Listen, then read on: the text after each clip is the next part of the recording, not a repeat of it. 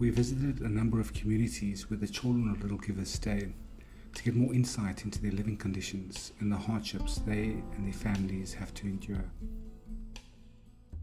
Okay, so this is Paul Endler from Stellenbosch Transparency, and we're at the first informal settlement of Wendy houses at the Stellenbosch waste works. It's called Uitvalwerke, and we're just going to show you the people who live here. En nog 'n ding, hulle net die mense hier kon neersit, né? Maar die mense het nie werk regtig nie. It includes some of the teachers and also some of the other residents. Is net season tyd wat die mense werk. Die mense Okay. kry alpay. Party kry R900, party kry R400. Okay. So, hulle moet daarvan lewe. Here there are about 19 19 structures here, we heard, and there are about almost 38 families, two families per structure. Hier is net twee gesin wat in 'n bungalow bly. So is dit net een gesin nie. Okay. En dan is dit die kinders moet saam met die ouers slaap in een bungalow. Hier is kinders van 2 jaar tot die hoërskoolkinders. Kinders, ek weet nou, maar kinders wat ek voor kos gee is omtrent, hulle is nou 15 kinders. Nee, wat ek voor kos gee. En verder is die anders is 18, hulle party gaat die skool en party gaat nog skool. Okay, so we are at the second settlement near the Uitvalwerke, and the big problem here is the lack of space. 9 square meter size Wendy houses, which we'll go into now, and this is a view of how close these Wendy houses are to each other, the obvious fire hazard that it poses. But we'll go and look inside a Wendy house to give you a sense of how absolutely cramped it is. When you got this Wendy house, it was without the rhino board, eh? No, With it. find it like it is. You had a rhino board, the ceiling and the sides. Yes. Is there insulation between the two walls?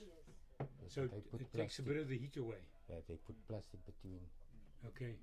And you can see the people have made a home for themselves in a very difficult circumstances. We're now looking for the third settlement near the Uitvalwerke, and we know it's on private farmland next to vineyards, and it's informal structures, not Wendy houses. This is one little plot where there was a shack, and it's apparently recently demolished.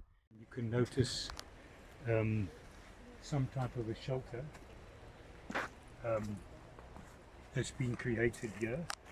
You can see down here the shelter and the sleeping places. If you look slightly to my left, very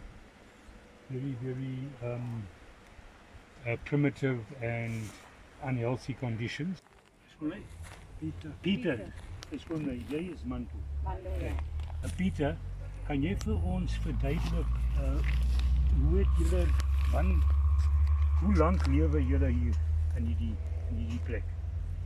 Ek is nou eintlik 2 jaar in die stukkie grond. Die werk is eintlik nie skaars nie. Ja, julle gaan haar kos by haar plek. Sy kook die kos, hè? Ja, dit is about 2 keer in die week. Ja. Hier is Dit ons in is die nou bos. net ons is nou net ons paartjies hier in die bosse. Die drie van julle. Die drie, ons drie en die een wat nou weg is hier. Okay. Is nou net ons wat hier is. Okay. Waarom kan jy al weer al? Dan is het nou nog 2 weekjes hier aan de kant. Hier aan de kant. En toe sal nou meneer laat. Okay. Okay. Is al inkomsten wat ons Okay. het. Môre is ons ook honger. Visiting these communities and speaking to the people, although many were in high spirits despite their conditions, it was very apparent how important it was for the children of these neighborhoods to have a safe and caring environment where they could learn, interact, and feel protected on a daily basis.